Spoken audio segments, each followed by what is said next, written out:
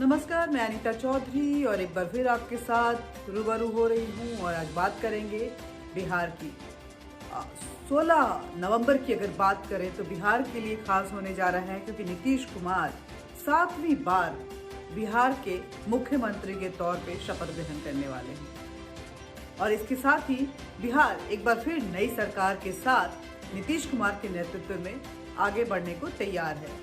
लेकिन बीजेपी की अगर बात करें तो बीजेपी इस बार जेडीयू और बीजेपी में जो एनडीए गठबंधन है उसमें बीजेपी बड़े भाई की भूमिका में है और 74 सीटों के साथ कहीं ना कहीं जेडीयू के साथ जो कदम से कदम मिला के चलने की बात अगर कहें तो जेडीयू को मुख्यमंत्री के तौर पे अपना मुखिया तो मान रही है, लेकिन कहीं ना कहीं कमान अपने हाथ में भी रखना चाह रही है। यही वजह है कि इस बार शायद सुशील मोदी उप मुख्यमंत्री के तौर पे सत्ता में नजर नहीं आने वाले। हो सकता है कि इस बार नीतीश कुमार के साथ 2 उप मुख्यमंत्री हों और वो नीतीश कुमार को गाइड करते रहेंगे। उन पे चेक एंड बैलेंस की बात अगर कहें तो बीजेपी जरूर अपना रखना चाहेगी। और लेकिन इसके साथ ही ये तय हो गया कि अब बिहार की राजनीति में एनडीए जो है वो बीजेपी के अंदाज में राजनीति करने जा रही है और ये राजनीति कैसी होती है इससे हम सब अच्छी तरह वाकिफ हैं। जिस राज्य में बीजेपी अपने अंदाज में राजनीति करती है वहां विकास तो होता ही है, लेकिन राजनीति बहुत अग्रेसिव होती है। वो बिल्कुल उनके तरह की होती है। उनकी विचारधारा को स्टैब्लिश करने के लिए बीजेपी अपने हर जो हथियार है उसको लैस करके रखती है और कुछ ऐसा ही शायद अगले 5 साल में अगर गठबंधन में कहीं कोई दरार नहीं पड़ती है तो ऐसा ही नजर आने वाला है। उप मुख्यमंत्री के तौर पे अगर देखिए तो एनडीए के विधान परिषद के विधायक दल के नेता अगर नीतीश कुमार जी चुने गए हैं तो विधान मंडल के जो नेता हैं वो तारा किशोर प्रसाद को चुना गया है और उप नेता रेणु देवी को चुना गया है। तारा प्रसाद की बात करें तो कयास यही लगाया जा रहा है कि तारा प्रसाद उन 2 उप मुख्यमंत्रियों में से एक जरूर होंगे और तारा प्रसाद वो शख्सियत हैं जिन्होंने जब बीजेपी की नैया बिहार में डूब रही थी, अगर 2015 के इलेक्शन की बात करें तब जब जेडीयू और आरजेडी एक साथ मिलके बीजेपी के सफाये में थी तब भी तारा किशोर प्रसाद कटिहार से जीते थे। कटिहार से हैं, एक दिग्गज नेता है बीजेपी के, बहुत पैठ रखते हैं बीजेपी में, पिछले 40 साल से बीजेपी के साथ जुड़े हुए हैं, 68 साल के हैं। लेकिन साथ ही जो अंदरूनी राजनीति जो होती है, जो जमीनी राजनीति होती है, उसकी पैतरेबाजी तारा किशोर प्रसाद बहुत अच्छे से जानते हैं। दूसरे उप मुख्यमंत्री के तौर पे अगर देखें तो बहुत बड़ा नाम सामने आ रहा है वो कामेश्वर प्रसाद का। कामेश्वर प्रसाद, वही कामेश्वर प्रसाद जब कार सेवा हुई थी तो पहली ईंट लगाने वाले यही कामेश्वर प्रसाद थे।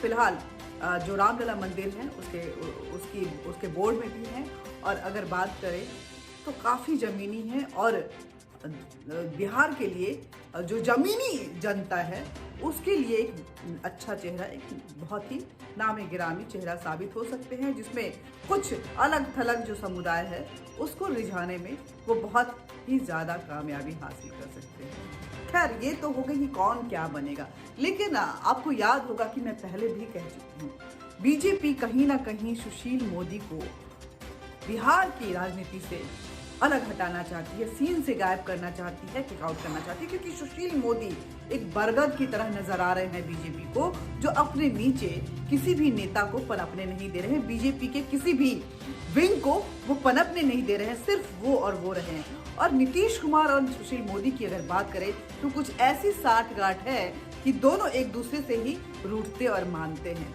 अगर नीतीश कुमार रूठ जाते हैं तो मनाने की कामयाबी जो है वो सुशील मोदी को ही होती है, और अगर कहीं ना कहीं दरार पड़ती है तो सुशील मोदी इसको पाटने में अहम भूमिका निभाते हैं। बीजेपी इस ब्रिज को खत्म करना चाहती है, वो डायरेक्ट कम्युनिकेशन चाहती है कि नीतीश कुमार जी अगर आपको कुछ भी बात करनी है तो आप हमसे सीधे बात कीजिए, वाया सुशील कुमार मोदी नहीं। और साथ ही बीजेपी बिहार के हर विंग को, चाहे वो महिला विंग हो, चाहे युवा विंग हो, चाहे जनता के साथ जो सीधा संवाद हो, उसको एक्टिव करने में कहीं ना कहीं बिलीव रख रही है और अगले चुनाव तक बिहार में को भगवा में करने की पूरी तैयारी में नजर आ रही है। और यही वजह है कि इस बार की जो कैंपेनिंग हुई बीजेपी की, वो डोर टू डोर कैंपेनिंग थी। उसका हर एक कार्यकर्ता हर दरवाजे पे जाके वोट की अपील कर रहा था। भले कोरोना था और इतनी सारी महामारी थी, बाढ़ था, आपदाएं थी, लेकिन बीजेपी स्थिर कहीं नहीं नजर आ रही थी। बीजेपी कभी वर्चुअल रैली कर रही थी, कभी वीडियो संवाद के जरिए जनता से जोड़ रही थी, डोर टू डोर कैंपेनिंग चल रहा था। और क्योंकि ऐसा लग रहा था कि नीतीश कुमार की जो पिछले 5 साल की सुसुप्ता अवस्था है, वो कहीं ना कहीं एनडीए को ले डूबेगी। बीजेपी अपने आप को कभी भी फेल करने के मूड में नहीं नजर आ रही थी। भले एनडीए हार जाती, लेकिन इस इलेक्शन में बीजेपी हर हाल में जीती हुई नजर आती, अपर हैंड में नजर आती।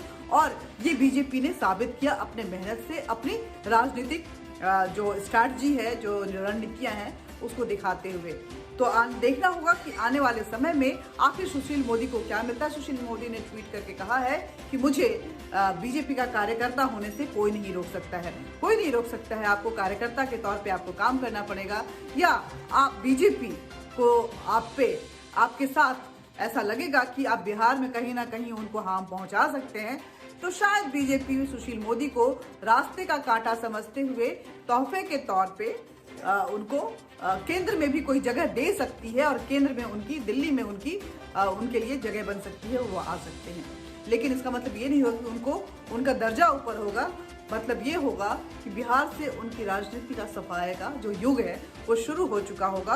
और अब बीजेपी भगवा वाली राजनीति जो है, जो एक जो राइटिस्ट माइंडसेट के साथ, अग्रेसिव अप्रोच के साथ जो बीजेपी अपनी पॉलिटिक्स करती है, उसके साथ अगले 5 साल में बीजेपी वहां नजर आने वाली है। विकास की रफ्तार क्या होगी, ये भी देखना बेहद अहम रहेगा, क्योंकि राजनीति की रफ्तार अगर तेज हो और विकास की रफ्तार कहीं सुसुप्ता अवस्था में हो, तो राजनीति कभी भी सफल नहीं हो पाती है, ये इतिहास बताता है। तो बीजेपी शायद इस बात को जरूर ध्यान में रखेगी कि भले राजनीति चरम पे हो, लेकिन विकास भी कहीं जमीन पे नहीं नजर आएगी, वो भी अपने परवान पे ही होगी।